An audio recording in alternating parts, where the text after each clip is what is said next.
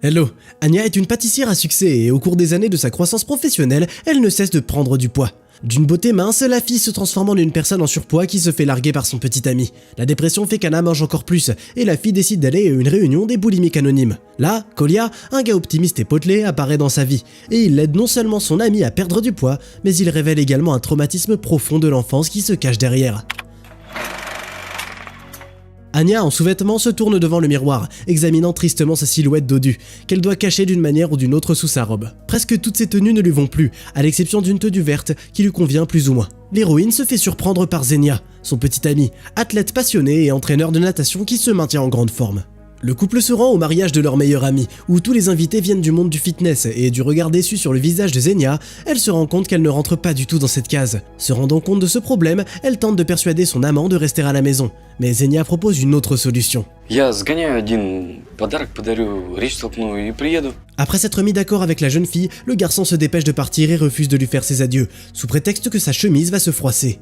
Laissée seule, la fille se pèse et voit un chiffre décevant sur la balance, 76 kilos. Comme solution au problème, elle cuisine des aliments malsains riches en calories pour elle-même, et alors que la poêle à frire grésille, elle regarde les photos et les vidéos du mariage, où son copain ami flirte avec une fille canon et fine. Enfilant sa tenue misérable, Anya se dépêche de se rendre à l'événement, se faisant conduire par sa meilleure amie, Natasha, qui est toujours là pour aider et la soutenir. La fille se présente au café au milieu de la fête sur la piste de danse, où son amant flirte ouvertement avec la fille fine, qu'elle repousse rapidement. Après avoir bien dansé, Anya a un déjeuner tout aussi conséquent, et Xenia la regarde avec mépris, tandis que la fille de ses rêves passe avec un autre homme. Cette situation l'oblige enfin à annoncer la rupture. Тебе вообще все равно, что есть, когда есть, где есть, как ты выглядишь, как... Les jeunes mariés interviennent dans l'engueulade de couple, surpris par la présence d'Anya, qui, selon Xenia, est restée malade à la maison. Ayant jeté un coup d'œil à son ventre bombé, la mariée suppose que Xenia a caché sa grossesse sous prétexte de maladie. C'est la goutte d'eau de trop pour la fille qui éclate en larmes. Dans sa frustration, Anya se rend à la maison de sa mère. Elle la retrouve en compagnie de Semyon Gavrilovitch, un opérateur de moissonneuse-batteuse qui s'occupe de la femme. Les trois s'assoient pour prendre le thé et avoir une conversation, avec des pauses gênantes. Ils se font interrompre par un cri venant de la fenêtre. Les ivrognes du village crient à l'homme qui leur vend de l'alcool qu'il aime bien consommer aussi. Laissée seule avec sa mère, Anya lui dit enfin que Xenia l'a quittée. Mais la femme n'a qu'une seule réponse à tous les problèmes de sa fille.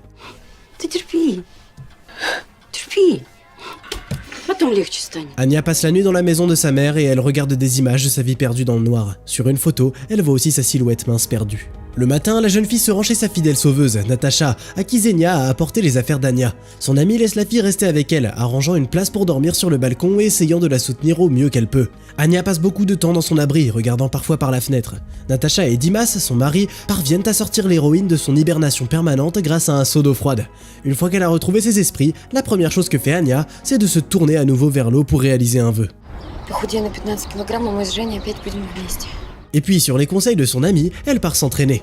Mais ses tentatives pour maîtriser les machines se soldent par un échec, qu'elle soulage en mangeant un hamburger avec un coca. Mais Natasha, attentionnée, lui enlève sa nourriture, essayant de donner du sens à la fille et de lui faire prendre soin de son corps. L'amie lui dit qu'elle va déménager à Moscou, mais elle ne peut pas laisser Anya dans cet état-là, donc elle veut d'abord l'aider à perdre du poids. De retour au travail après son congé maladie, Anya souffre d'une lutte interne difficile. Entourée de femmes grasses se gorgeant de poulet cuit au four et de côtelettes, elle boit du thé. Mais en fin de journée, elle finit par perdre la bataille inégale avec un gâteau tentant. Après cet échec, Anya décide de trouver des personnes partageant les mêmes idées, et elle se rend au boulimique anonyme, où l'optimiste Kolya apparaît le même jour. Il veut aussi changer de silhouette et de vie, et il est la seule personne vraiment motivée, car les autres participants sont plus occupés à discuter du nom de leur groupe. И даже если я скажу, что я веселая пушинка или фея похудее, это нифига не изменит. Après la réunion, Kolya propose de s'associer avec Anya pour perdre du poids, mais la jeune fille, après l'avoir regardée de la tête aux pieds avec dédain, refuse. Ça n'empêche pas le gars persistant de la rejoindre pour le déjeuner dans le but d'atteindre son objectif. Plus tard, Anya regarde les réseaux sociaux du gars et elle découvre qu'il a reçu le surnom de Petit Gros au travail, après avoir participé à l'événement sportif, la course des héros. Le lendemain matin, il apparaît sur le seuil de l'appartement de Natasha, qui amène son ami courir. Et cette première petite étape commence un tourbillon d'événements passionnants pour les deux, qui en moins d'un mois amène la jeune fille au résultat tant attendu. Ayant enfin acheté un maillot de bain 3 tailles plus petites, Anya s'élance vers son prochain objectif, et elle se met à charmer son ex. Au cours d'une séance d'entraînement, le couple ressent une attirance mutuelle, comme avant, mais leur flirt se termine par une situation gênante. Christina, la nouvelle petite amie de Xenia, se présente. Incapable de faire face à ça le ventre vide et la tête sobre, Anya sort en boîte de nuit, et le matin, elle est horrifiée de se retrouver dans le lit avec quelqu'un d'autre, dans un appartement inconnu, dans lequel, comme elle apprend plus tard, vit Kolya, qui n'a toujours pas réussi à perdre du poids. Il s'avère que le gars amoureux a littéralement sauvé Anya de la boîte de nuit, quand, presque inconsciente, elle se faisait pousser dans une voiture par un homme inconnu. Et sur le chemin du retour, la jeune fille a donné la vraie raison de ses années de gourmandise, alors qu'Olia décide d'exprimer ses pensées sur la question en utilisant une cocotte comme exemple. А вот тут твои отношения с отцом. Пустота у тебя тут. Le garçon arrive à convaincre Anya qu'un traumatisme d'enfance est en train de ruiner sa vie d'adulte, et elle se rend chez sa mère pour retrouver le numéro de téléphone de son père. Sous l'insistance de sa fille, la femme cède, et il s'avère que le père d'Anya vit à Kazan. Mais ça n'arrête pas la fille qui part en voyage en portant le pull de son père. C'est exactement ce qu'il portait le jour où il a laissé cette énorme empreinte sur la vie de la petite fille il y a de nombreuses années. Kolia, qui répond à toutes les demandes de la jeune fille, espère établir une relation avec celle-ci, même si elle a refusé de venir la soutenir à la course des héros la semaine prochaine. Le père accueille ses invités avec un repas somptueux fait de viande de castor, qu'il refuse de goûter, et la conversation se transforme rapidement en une rivalité père-fille qui se vante de leur réalisation. La nouvelle épouse du père, Diana, remarque la situation tendue, et elle emmène Kolia avec elle pour faire du thé, laissant la fille et le père seuls. Anya sort le pull de son père. Помнишь, ты в ней танцевал со мной фристайл? L'héroïne demande de refaire la danse ensemble afin qu'elle puisse filmer et garder les souvenirs. Mais l'homme refuse, disant qu'il ressemblerait à un clown. Au lieu de ça, il offre un couteau à sa fille, et le soir, il va au sauna, une idée que la fille n'aime pas du tout. Mais sur les conseils de Diana, elle accepte et allume accidentellement le feu. Là, on comprend que les bains publics sont beaucoup plus importants pour le père que sa propre fille. Kolia ramène la fille à la maison de sa mère, et la conduisant à la porte, lui suggère que maintenant qu'elle a résolu le problème, elle est prête à établir de vraies relations avec d'autres personnes. Anya, comme avant, fait semblant de ne pas remarquer ses allusions, mais en signe de gratitude, elle embrasse le gars sur le nez. Zenia vient chercher Anya chez sa mère, se présentant sur le pas de la porte avec un bouquet de fleurs sauvages. Il tente de reconquérir la jeune fille. D'abord sceptique, Anya se fige quand Zenia joue leur chanson préférée, et submergée d'émotion, elle se jette dans ses bras. Kolia voit toute la scène par la fenêtre, et le gars excité par le baiser était revenu avec un bouquet de fleurs et des framboises mûres pour les donner à sa bien-aimée. Après la réunion, Anya et Zenia discutent au lit. Le gars déclare que la rupture a rendu leur relation meilleure, et si la fille redevient plus lourde, elle peut aller courir et nager et se remettre en forme. C'est à ce moment-là qu'Anya arrive enfin à voir la nature désagréable de son élu. N'ayant pas l'intention de vivre toute sa vie en réfléchissant au poids qu'elle doit peser pour mériter son amour, Anya renvoie le gars pour de bon. Déçue par ses échecs, la jeune fille parvient également à ruiner sa relation avec sa mère, parlant mal d'une autre personne qui entend tout. Это же тот же отец, только ни о чем. Comme toujours, dans les moments les plus difficiles de sa vie, Anya se précipite vers son amie Natacha à la recherche de soutien, et il s'avère qu'il y a une fête d'adieu dans son appartement à l'occasion de son départ à Moscou.